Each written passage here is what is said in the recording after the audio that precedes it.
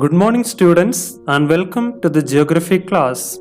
Today, we would continue with the third chapter, Earth Movement and Major Landforms. In today's class, we would learn about volcanoes and earthquakes.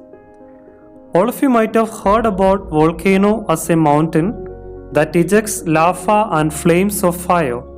A volcano is an opening in the Earth's crust through which materials like hot molten rock, lava along with ash, solid rock particles, steam and gas, etc. are thrown out. The process of ejection begins deep under the Earth's core. The core, which can burn as high as the surface of the sun, turns its heat to the surrounding mantle, which is the solid bulk of Earth's interior. In doing so, the heat melts some of the rocks, and this molten rock called magma is lighter than the surrounding solid rock.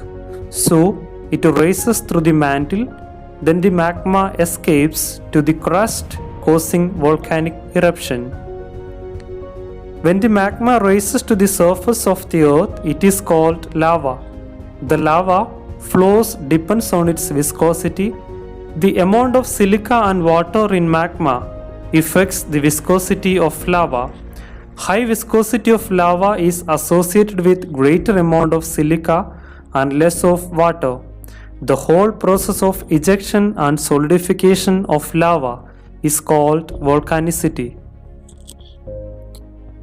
The opening of the volcano is called a vent, around which a conical mountain may be formed.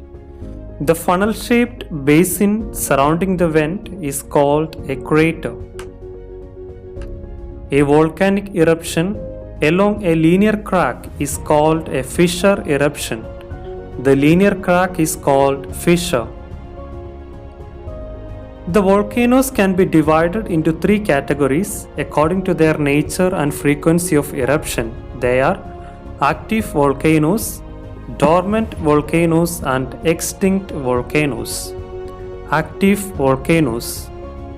These volcanoes erupt frequently.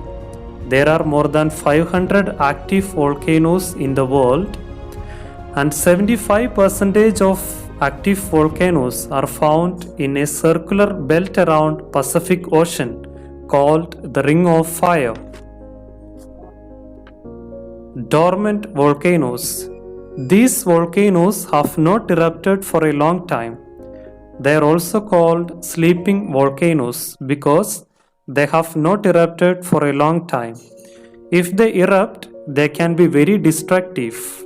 Mount Vesuvius in Italy is an example of dormant volcano. Extinct volcanoes. These volcanoes are dead and inactive. There is no movement in these kind of volcanoes. The peak of these mountains is now covered with ice.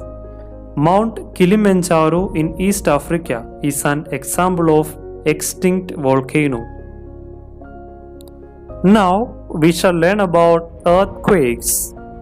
An earthquake is a sudden and violent shaking of the earth's surface, which usually originates from the interior of the earth.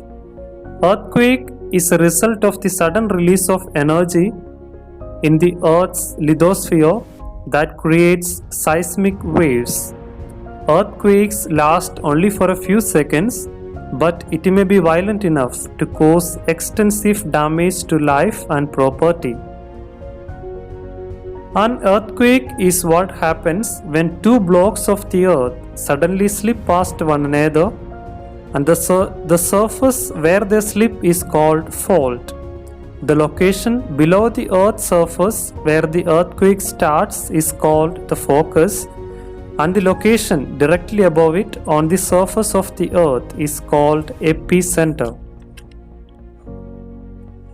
Measuring earthquakes. The earthquake waves are recorded by an instrument called seismograph. The science of earthquake is called seismology, and seismologists are experts who study the pattern of earthquakes.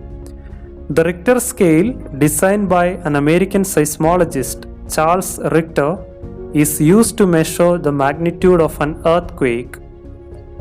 This scale has a range from 0 to 9. The higher the number on the scale, the greater the magnitude and destruction.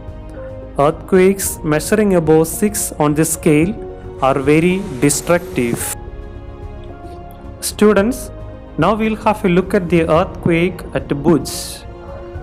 A powerful earthquake measuring about 7 on the Richter scale hit the Indian state of Gujarat on 26 January 2001. It caused great damage to life and property, killing more than 20,000 people and destroying nearly 4 lakh houses. About 16 million people were directly or indirectly affected by the earthquake. The earthquake had its epicenter near Bhuj in Kutch. The region around Bhuj, therefore, suffered the maximum damage. In India, we have experienced many earthquakes in the Himalayan region, whereas the Deccan Plateau has experienced some earthquakes of mild intensity and is considered relatively safe from earthquakes. Now we shall have a look at some of the earthquakes that have taken place in India.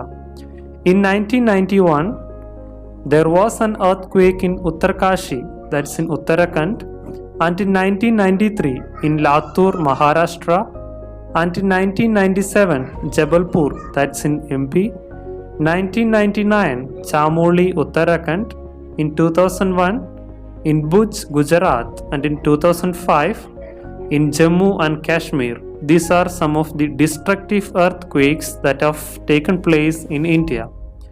Students, with this we end our chapter. Thank you and have a nice day.